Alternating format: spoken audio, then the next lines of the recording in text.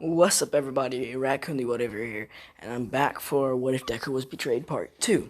Now, I'm gonna say right now, I haven't rewatched my video yet, so I kind of forgot where I left off, but I know I kind of left off with him, leaving UA and joining Seketsu High. Now, if I didn't sum it up, the UA Sports Festival, and this one is going to be a combination or a collaboration with Seketsu High. And this being a thing to decide which school can serve as the strongest heroes or bring up the strongest heroes. Now, of course, Deku being the main character in this is obviously probably going to win. Probably. There's a reason for that. I'm saying probably. Now, I'm pretty sure I made him a Meliodas reincarnation. So, let's get more into that. So, as of course Deku has finally left UA, as he's already dating Midnight, I'm pretty sure that's the ship I put him with. Like 85% positive. Now, this is not going to be the 18 plus video, but part 3 is going to be. And heads up, that it will be kinky. Because, of course, Midnight, the kinkiest bitch around. So, straight into it. Now, a couple weeks before the sports festival, this time UA has done vigorous training because of the recent villain attacks, and also they've kind of upped their security, things like that. So we cut over to Deku. I'm not sure if I put him in a forest or a normal house, but in this part, I'm gonna put him in a normal house, and this being like an apartment complex. So Deku's been living in an apartment ever since he left UA, and he's been enjoying life, honestly. Because he's glad he doesn't have to deal with villain attacks, doesn't have to deal with anybody's bullshit, things like that. So, as we move on to Midnight coming over to Deku's house, his apartment. And they're practically dating right now. Practically. They haven't made it official. But they're to that spot where they can literally kiss each other and not be bothered by it. No, never mind. They can't kiss each other, but they can be all up on each other and not get fazed by it. So they're practically on that, like, a fence line. Say, like, a small hurdle away from being lovers. They both think of each other as potential love interests, which they already are. As we cut over to Class 1A. Now, ever since the happy-go-lucky Deku left, everything hasn't been the same. Even All Might knows that nothing's been the same. His middle school bully, Katsuki Bakugo, is not the same. He's no longer that arrogant prick. He's less arrogant and more responsible and thinks reasonably. Now, just a heads up, I might plan on doing a What If Deku Was Trained by Naruto, what if? But that's for another time. It's not going to happen anytime soon, probably like a week from now, honestly. So, we cut over to Class 1A and Aizawa, talking to them. I'll mention everything about the sports festival and how they're going to start training. Everybody's like, not as go-lucky and cheery. They're more like Sasuke. Let's just put it that way. They're more like Sasuke. They keep the distance from each other. And the one that's feeling this the most is Raka. I don't know if I made them a ship before this part. And like she just broke up with him because of the whole villain thing. I don't know about that. I'm gonna say they didn't go into the ship, so they she still had that major crush on Deku, and knowing that he's gone and 100% changed, it's kind of like getting to her heart, bro. Like, she's going through depression. Now, I'm not doing a suicide in this at all, bro. I don't like joking around about suicide. It's something I don't like to do at all. I get into dark humor, yes, but certain things that can happen, like suicide, are things I don't condone at all. So, we move on to the Aizawa's perspective of this. Now, Aizawa himself wasn't really phased about Deku leaving, but he was at the same time. On the outside, he didn't care, but on the inside, he was disturbed by it. Not only that, he was disturbed by how quiet his classes got. Now, he really wanted his class to be quiet, but now that it is, it's kind of unsettling, you know? So, Aizawa is rethinking his actions and things like that, as well as Class 1A. Now, Deku, he's over there living the best time of his life. He don't give a fuck about Class 1A or UA itself. Now, we're going to time skip to the sports festival. Now, a day before the sports festival, Principal Nezu gets a call from, I'm pretty sure I did this in the last part, but I'm going to do it another call, because he never told who the student was. He gave small hints that he is a certified showstopper and things like that. So as he called Principal Nezu picks up and says, "Yes, who is this?" He says, "It's Seketsu High, Nezu." Oh, and I was like, "Oh, hello, Seketsu. Hi, UA."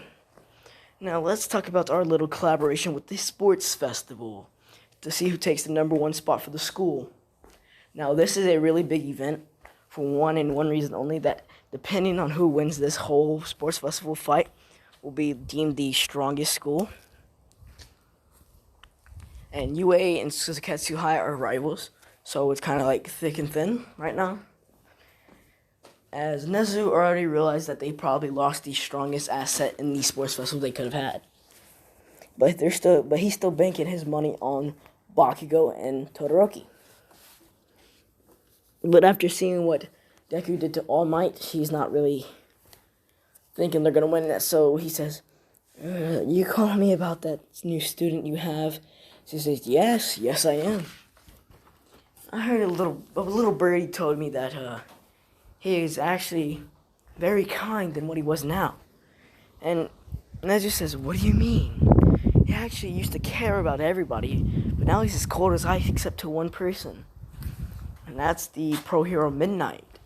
Nezu, hearing that it's Midnight, gets excited because he thinks that he can use Midnight as a potential gain from this student. But he still doesn't know who the student is, so he's thinking that Midnight could probably get him to go over to UA before the sports festival, which is never going to happen. Possibly.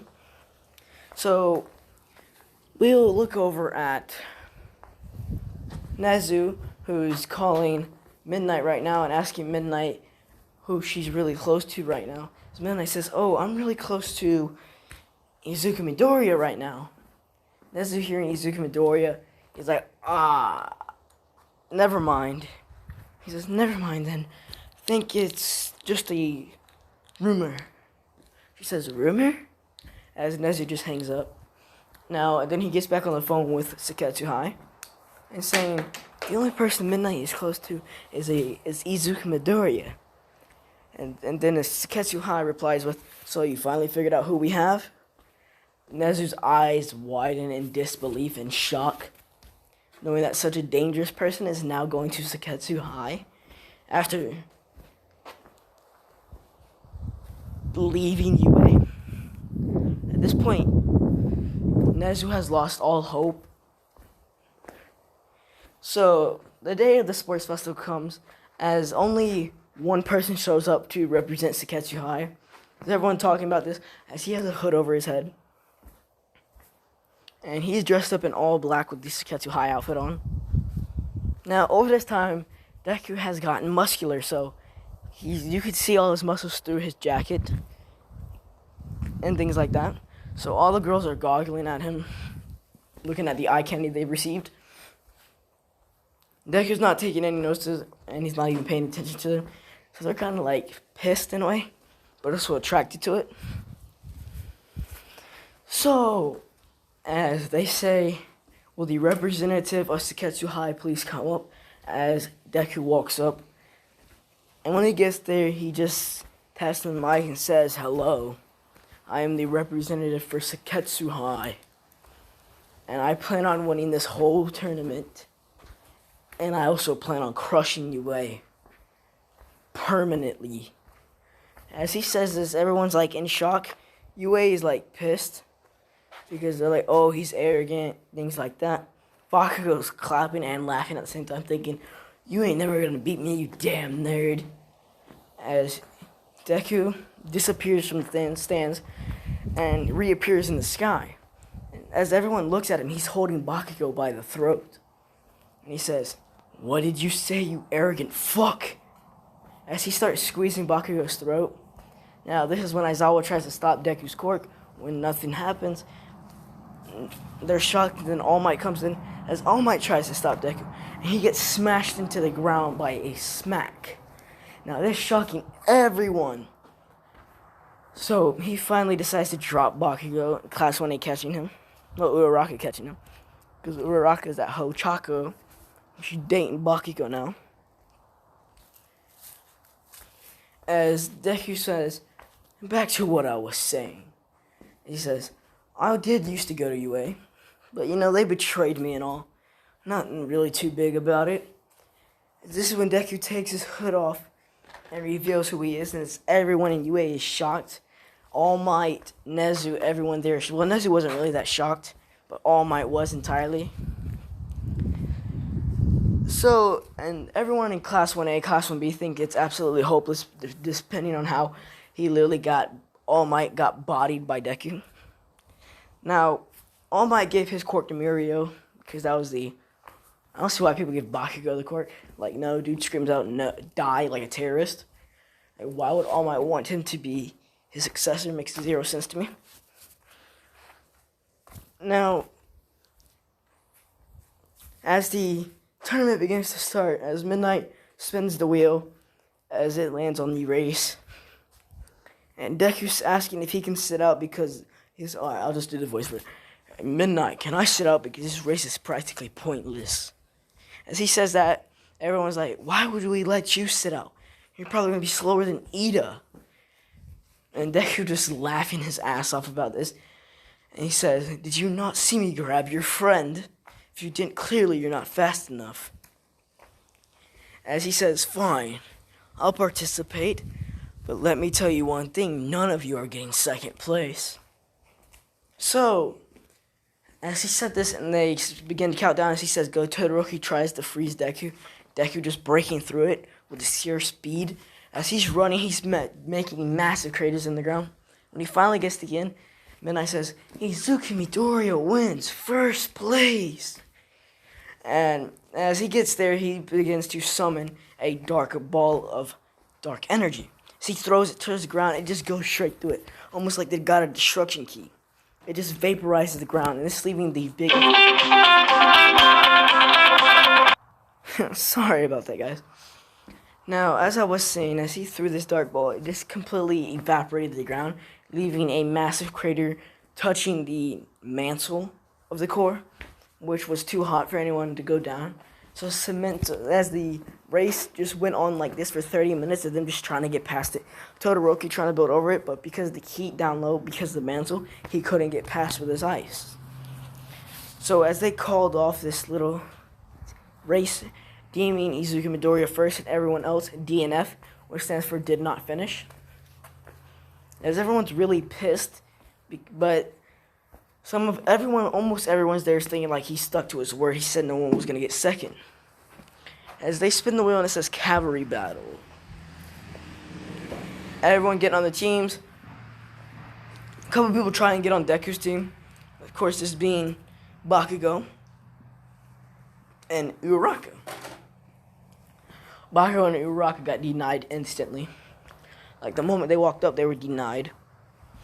And Deku walks up to Midnight and asks, "Hey, Midnight." I think her name's Nemare or Nemaru, something like that. Hey, Midnight. On loan, he'll call her Nemare.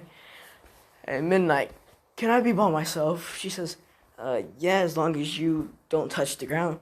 He just starts flying. Now, of course, All Might already knows that Deku did not accept anything from All For One, but he was experimented on. Of course, upping his physical body strength and all this and that. All the good stuff. As we go on to we go on to Bakugo and Todoroki's perspective. As Bakugo's like feeling really terrible about a lot of different things at the moment. Well, Todoroki just doesn't give a fuck. He wants to beat down Deku. As the matches start, Todoroki goes straight for Deku, and Deku, using the gravity thing that he used, I think it was like season 3, he used that against both of his brothers, just smashed them into the ground. Forgot the name of that. He shifted gravity and just smashed Todoroki into the ground, causing him to lose instantly. But before this, Todoroki did grab a couple of bands, so he still gets enough points to go into the fight. And as everything goes the same, as Deku gets first in both the race and the cavalry battle. We move on to the race. Not the race, but the battles. First battle, Deku versus Shinso. Shinso goes running his mouth as always. Deku actually saying something, and Shinso trying to get into his head, but something's just blocking him. As he says, "What? I can't get into your head." And Deku says, "Oh, you want to get into my head, huh? Let me get into yours." As Deku's eyes go from the black to a light purple. Now, no one knows what's going on. All they know is that Shinso's eyes went from his purple to a white. As Shinso just begins to beat himself up from the inside out. Like, out of nowhere, blood just starts spitting out of his nose, his eyes, his ears, and everything like that, just exploding. So no one's know what's going on, as he just drops to the floor, and as Deku begins walking off. As they say, as Midnight says, "Izuku Midoriya wins." As Hisashi says, if you don't know who Hisashi is, not like Deku's father, I'm talking about President Mike. As he says, "Whoa, what is this? Mr. Aizawa, can you tell us about these students? This particular student?" As Aizawa says, "I can't tell you anything. All I know is he used to be a UA student. It was in my class, but we betrayed him, you know?" And everyone's shocked to hear that Eraser said this and doesn't know a thing about it. And they ask, and when President Mike says, "Well, do you know anything about his quirk?" And what shocks everyone, including All For One, who was watching this, he said, well, All For One knew who Izuku Midoriya was because he experimented on him. So he'd been trying to get Deku back for the longest time. As Aizawa says, "It's not a quirk. I've already tried erasing it, and it's not a mutation quirk, so there's no way it could be a quirk." As everyone hearing this is terrified, as the camera cuts over to Deku, who has a devilish grin on his face.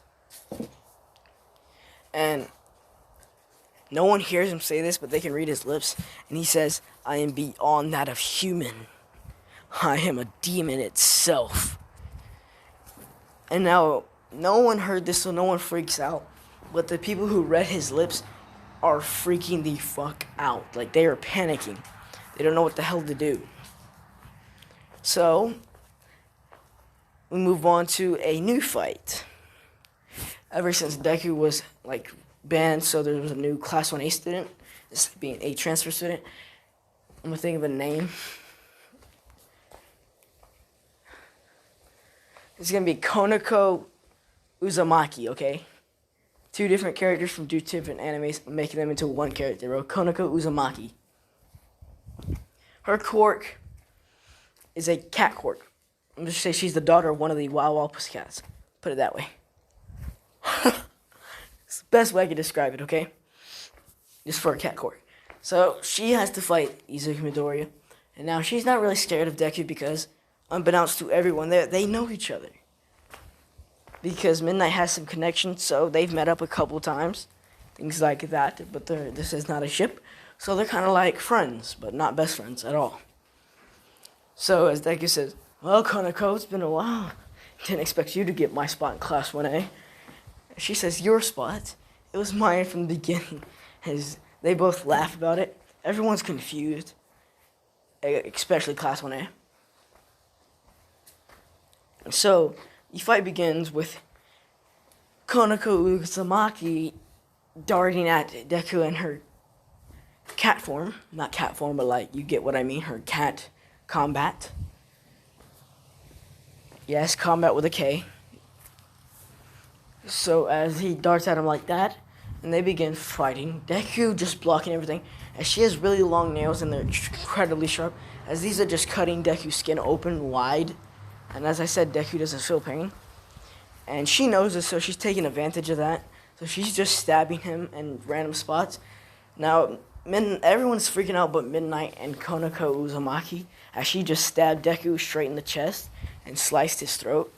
Now, Deku's still just blocking everything, and as well as like throwing some punches, but he's not trying to hurt her. So he's just throwing like some light punches. But these light punches are incredibly strong. They are not light in the slightest, bro. They're like blue form Goku punching Krillin in the face. That type punch. So, of course, he hits her one or twice and these like break bones on impact. But these are nowhere near his full force. Give me a minute. Yeah, so as I was saying, he was throwing these punches, and these punches break bones on impact. But he's not really aiming to hurt her, so he's aiming for less vital spots, more like the arms and the thighs, like legs. As he's broken her entire left arm because of the immense weight behind his punches. They're practically like semi-trucks hitting a moped. It's not going to end well. As we all know how this fight's going to turn out. But then Konako Uzumaki pulls a random move out. And this move being a last-ditch effort to stop Deku.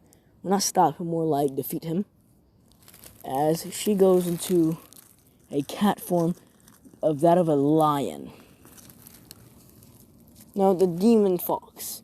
She went to a 9-tailed demon fox, not the big one, but like a smaller one. As she goes into this form, as she begins ripping Deku's body to pieces. Again, everyone's freaking out, but those two. Of course, those two being Midnight and Konako Uzumaki. Because I must say, if I didn't put it in the last part, being the reincarnation of Naruto, not Naruto, my bad, of Meliodas, he got the curse of never aging and never dying. And I'm not putting Elizabeth in here. They'd just be fucked up. Make my man see Elizabeth die 10,000 times again. No. So I'm not trying to do that.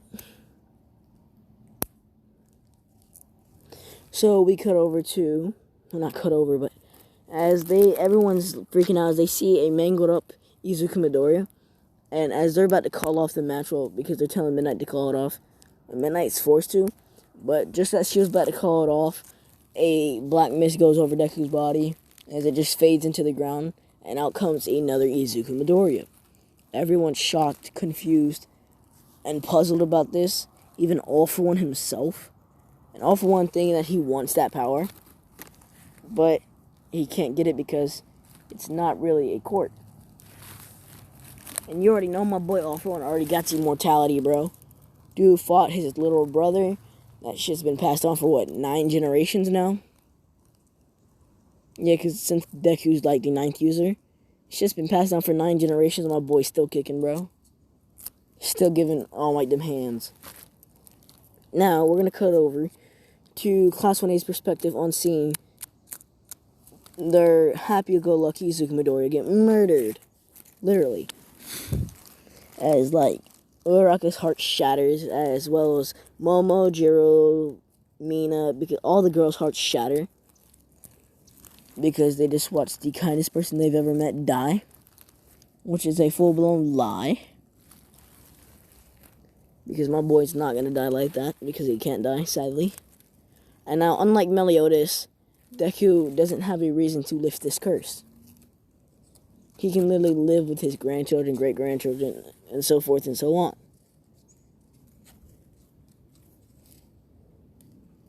So, Deku goes into the Demon King form Meliodas. I'll find the picture for y'all. As Deku looks like this, he has a very angered expression as that coat comes up, as he pulls out a sword out of nowhere. And of course, this being his sacred treasure, which he got his own. And it looks exactly how it is in the picture. Now, no one has seen this, not even Midnight. As he swings his sword, as Konako jumps up, as a slice goes straight through the arena. Now, this cutting the arena in two. Now, lucky for everyone in the arena, no one decided to sit there for plot's sake, you know? And this line went straight through the entire city, cutting through everything. As Deku decided to put the sword away just in case he accidentally kills Konako, he just disappears and reappears in front of her and flicks her.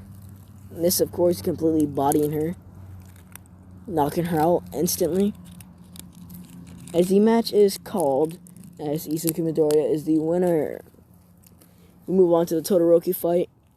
Goes as canon, other than the fact that whenever he went to tell Todoroki went to tell Deku about his daddy issues, Deku just didn't give a fuck and walked away. And then his encounter with Endeavor, having Endeavor tell him to make Todoroki use his fire, as he just told Endeavor straight to his face to fuck off. Endeavor, being the bitch boy he is, tries to throw flames at Izuku Midoriya, causing Deku to pull his sword out and cut straight through his flame, as well as putting that big-ass scar he would get in Season 4. No spoiler warning, because if you haven't watched Season 4 of the anime, you're actually, like, you're late as fuck. You're uncultured. So he already has that big scar on his face now because of Izuku Midoriya. Now, he doesn't say anything about this encounter because he loses his reputation for getting bodied by a Shiketsu High student. Now, everyone has dropped all their hope for, well, everyone that was voting for UA to win has dropped it all, seeing how easily the UA students were bodied. Like, the best of the best were easily destroyed. The Todoroki fight ensues. Todoroki does that big ice attack as it just shatters.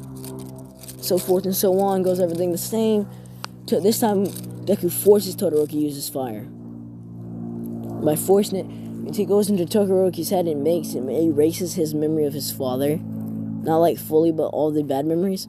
So he tells Todoroki to use his fire, as he does because he doesn't see a reason not to. Now everyone is confused because they know Todoroki doesn't like using his fire. Endeavor doing his Shoto shit. And yes, my voice is kind of shredded right now, so I'm not really trying to yell. As he did his bullshit, the usual. So forth and so on. We get to the end part where he does his charge up attack. As Deku goes into his first form, not this one, but the one where just the legs are covered. As he just disappears, grabs Todoroki in the back of his head and slams his head into the ground, therefore giving him the victory. We're going to move on to the Bakugo versus Deku fight. Now, Bakugo trying to apologize to Deku not having a shit, knocks him out. Yes, anticlimactic, I know. I don't really feel the need of just explaining a whole fight. It's probably going to end the same way as all animes do, the main character winning. So, we cut over to All Might's perspective of how big he fucked up with choosing his successor. Well, his new successor, and how bad he fucked up in betraying his old one. Because he realized that this kid could be so much stronger than he is, and more. Starting to regret his decision, he goes over to Mirio, and he tells Mirio to give him the quirk back. Mirio, not really caring about the quirk because he has his own, gives it back to All Might. All Might trying to offer he goes over to Deku and offers Deku the quirk. As Deku just looks at him like he's retarded. He said, "You really just betrayed your successor again?" All Might says, "No, I took my quirk back to give to you." He says, "Why would I want the quirk that got me into this whole mess?" All Might stopped him for a second and saying, "Because you're weak and you have no power." As Deku just turns around and just starts laughing. He says, "Me weak? Did you not just see what I did to your precious 1-ace class?" All Might shuts up because he already knows that Deku will literally fold him like a beach chair. So, that's the end of this. part, not this part, but like this whole train arc, not training arc, but sports festival. As we move on to the internships, now because of Shiketsu High winning, only like nobody in UA got over 1,000, while Deku got over 5,000. As UA is no longer classified as the best school, it is now classified as the second best. Shiketsu High is the best now because it only took one student to defeat all of Class 1A and Class 1B and practically UA. So, I'm going to be leaving this video off here. Hope you guys enjoyed the video and have a blessed day.